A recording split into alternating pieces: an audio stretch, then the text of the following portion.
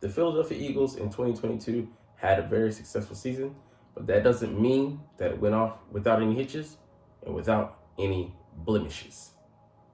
What's up, it's your boy Cintron, come back at you with another analysis video, and I kid you not, that's my real name. We're going to get into two addendums today. One being the O-line focus, and another one being something that might have gone overlooked, something that we knew, but with verifiable information of how bad it actually was. So anyways, assigning blame for each of the Eagles' sacks allowed in 2022. The Eagles' offensive line was great in 2022, but it wasn't perfect. As I just said, Jimmy, don't copy me. That's why I have, this issue with Kim Peasky. Dude just, grates my freaking gears. All right, anyways, 2022, Eagles quarterbacks were sacked 48 times because we also had Gardner Minshew start 2 games, and 44 during the regular season and 4 in the playoffs. I don't know if we're going to get into the 4 in the playoffs, but anyways, here is the number of sacks allowed by player. So Jordan Mailata here being the prime culprit, having 8, but we have a reason for that. Jalen Hurts himself counting for 6. They're solely to blame on him. Jack Driscoll 5, and he came in substitute, and he played at guard as well as tackles. I mean, might want to come a little bit slack. Isaac Seumalo being ticketed for 2.5, which isn't bad at all. Landon Dickerson only 2, which is great. Jack Stahl, tight end 2, 1 is too many. Kenny Gainwell 1.5, step your game up. Lane Johnson 1. I mean, technically, because there was some time I looked at the film like, didn't he kind of give up something there, some pressure or whatever? But technically, he hasn't been attributed with any in 3 years, but Jimmy, being the little pencil pusher he is, he's going to ticket Lane for 1 and ding his reputation. Cue Jimmy. All right, Miles Sanders 1, but he's out of here. But, I mean, not bad, okay. For a back, that's different because they take it a lot different, than tight ends. You're supposed to have your strength up. I mean, Grant Calcaterra with 1, but just given it's him, I kind of expected that. And Jack Stahl, I'm being a little harsh on him, but 1.5 I would accept, but 2 is 1 too many. Really, it's 2 too many. But anyways, the headline might lead one to believe that this is a negative article. It isn't. It's just called accountability. If you don't like it, get the fuck out. There's a door right here. Well, it's a moving door, but anyways. To be clear, it is not. Of the 48 sacks the Eagles allowed in the season, we determined that only 18.5 of them were the fault of an offensive lineman. So it's like, but then how do you account for all those other sacks? We'll get into that maybe in another video, but we'll just kind of skim the surface here. Only 13.5 of them were the fault of a starting offensive lineman. So you go down this list and you look at Jordan Mailata, then look at Isaac Seumalo, Landon Dickerson, Lane Johnson, and obviously you don't see a lineman here, so we'll get to him in a second. This exercise reiterated to me that the Eagles' offensive line rarely fails in pass protection. So this does not even count the backups. Even counting the backups, 18.5 is a great number. 13.5, only for a starting lineman, and then one guy has been attributed with 8 of them. That means everybody else's play was impeccable. Across the line. I don't know what the numbers are. You do the math, I'm horrible at that shit. But man, that's impressive. If you add up the sacks in the chart above, you'll come up with 24, which is only half of the Eagles' tally. The other 24 are determined to be a mix of coverage sacks, design QB runs, or RPOs that were mistakenly counted as sacks, and other weird plays in which nobody specific was at fault. So, 24, that's still a great number. League average probably, 30 to 40 sacks, suffered by a quarterback. And coverage sacks are just, guys on the front end for various reasons, timing, mistakes, errors throughout your routes, tripping, falling, just good defense. You're not going to be successful every freaking play. So, coverage sacks are going to happen, whether you like them or not. Design QB runs, you're going to get stuff sometimes, like the game with, was it the Bears? It was just tough sledding, in the game like the Packers. You're going to have those, those highs and those lows.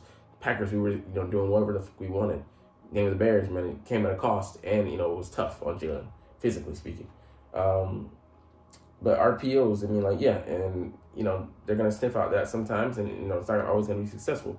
We're not gonna be able to fool Michael Parsons on every freaking play in every game. We just happen to get the best of him in the 2 that we faced him. But it might be a bit different this year. He's gonna game plan it for him and game plan for it. But that's why we're gonna add extra caveats and extra little shells, to it, little extensions of it, variations of it, to make it different enough that he give him pause, to confuse him, to hold him at the line, make him slow his steps and slow his thinking process. I mean, slow his reacting process so he can think and not purely react. Jason Kelce gave up 0 sacks on the season. He was rightfully named first team All-Pro for the 5th time in his career in 2022. So, I mean, that's why I put him over Creed Humphrey. Just, I might have said Creed, he might have, he only gave up a sack, whatever. I don't know if he was actually even credited with any, but I still take the veteran over the young pup until at least Jason retires. And I think, he's still playing at a very high level, obviously, with the, first team All-Pro. And he goes, talk about Johnson and him doing a great job, but he's still human. And the sack came against the Texans. Whether it did or not, Lane still did a freaking unbelievable job last year. So whether his streak technically continues on or not, I care less.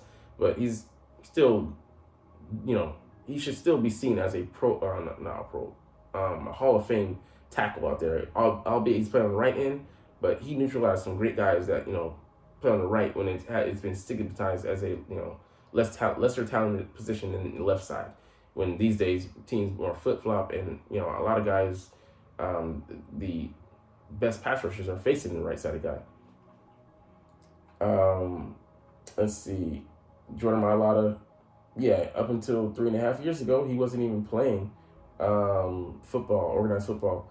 Never laced up a cleat, and now he's our starting left tackle. And he plays above average, but I believe he, that shoulder injury he suffered against the Jaguars, where he, tried to make the tackle, dove, and then got a stinger, greatly affected, his mobility, and by thus doing that, affected his technique and then being able to hold up in coverage. He wasn't able to get to where he needed to be and have the requisite playing strength that he's used to, accustomed to having. He's a huge guy, 6'8", maybe 360, and he's agile. He's a dancing bear out there. But that being said, if you're compromised out there, you're not going to be able to play like yourself.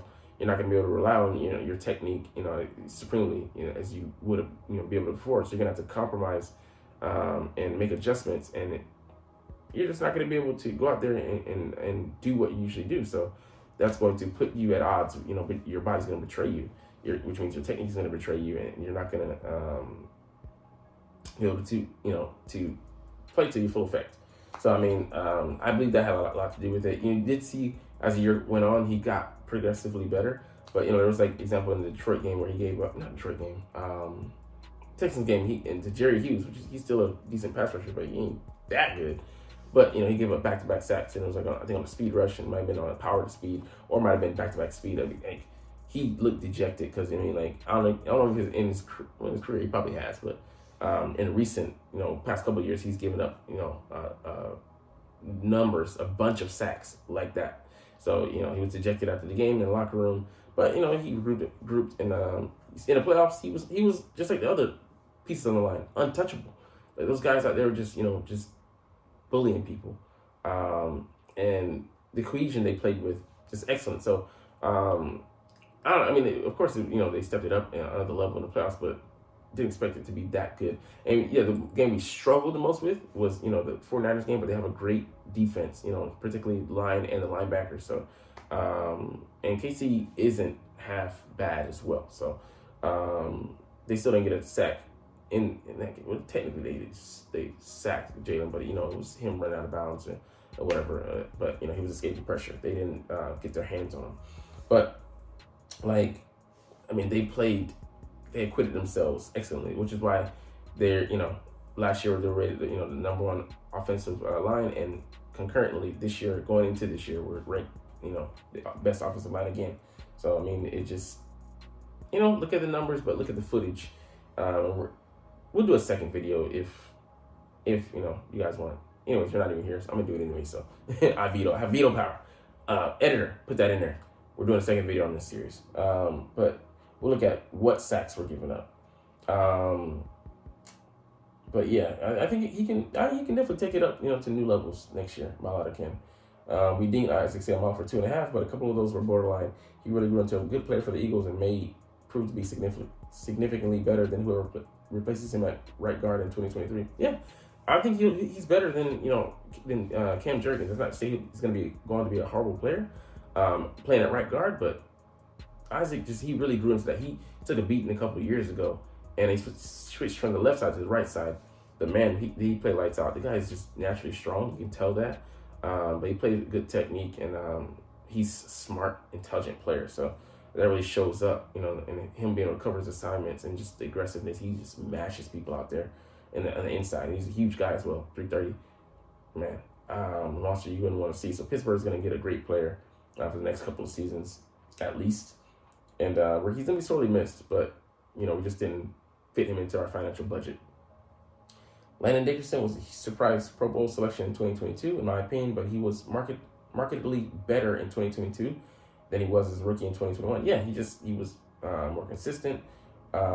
His power and prowess showed up on film, and he's just consistent. Even though he had to come out of several games last year, he looked like night and day.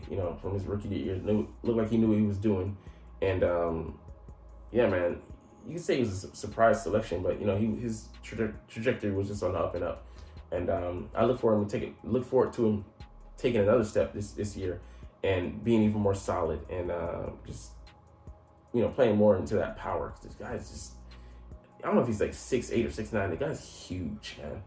And finally, his body is holding up at the pro level, fortuitous enough for us than it did, at the college ranks.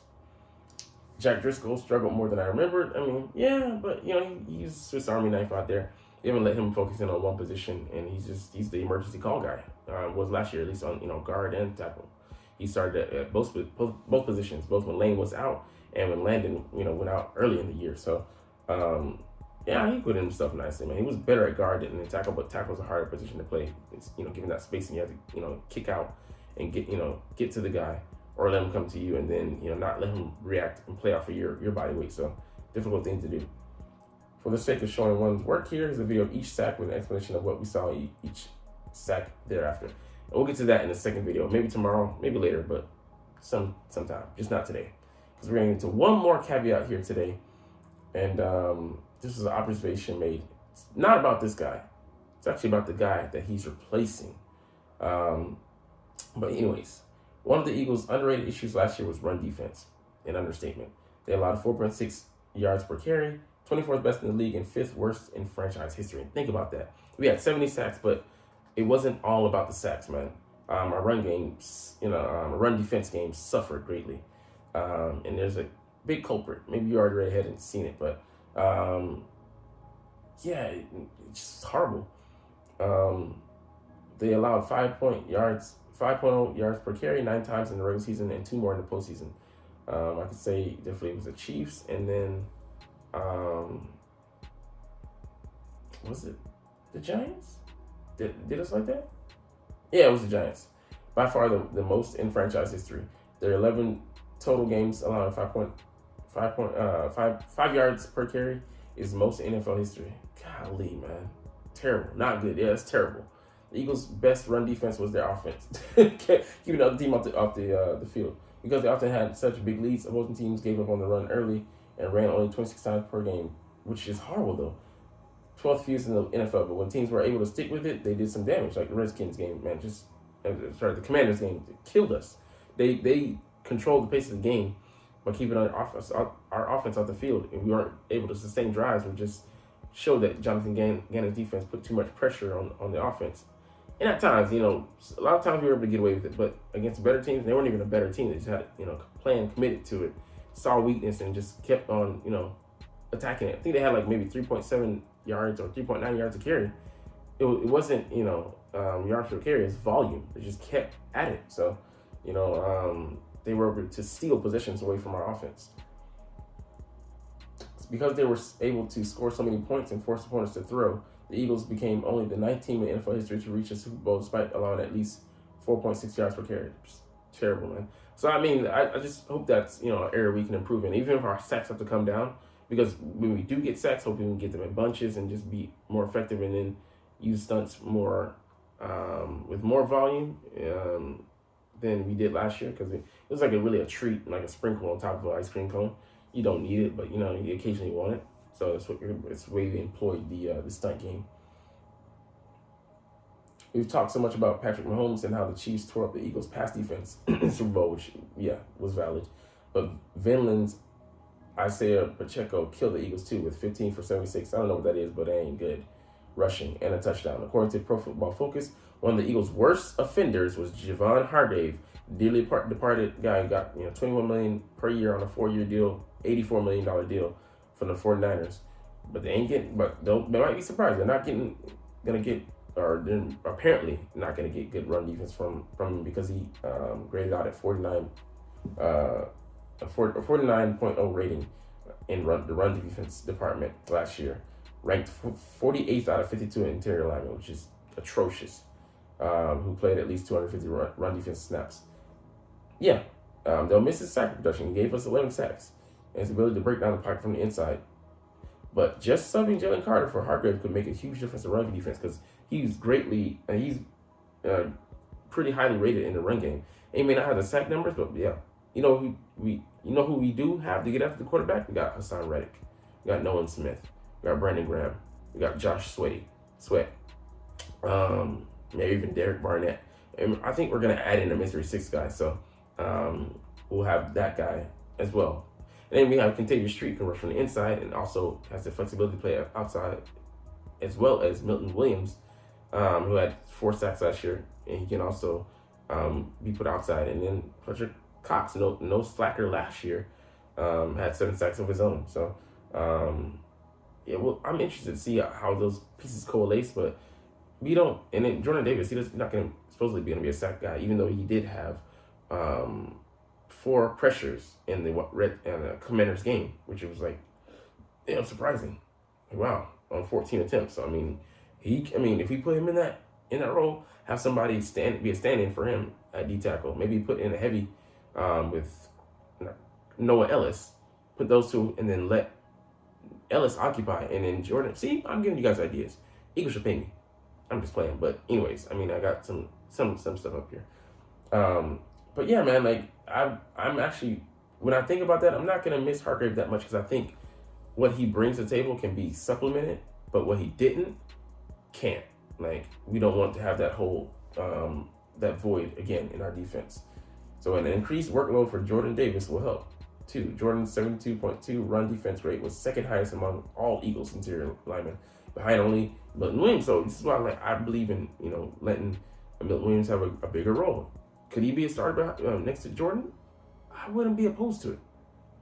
I know that's crazy. People aren't really high on Milton. But I really want to see somebody do a review because this guy, I believe, can be more than just a part-time player. But that's just my opinion.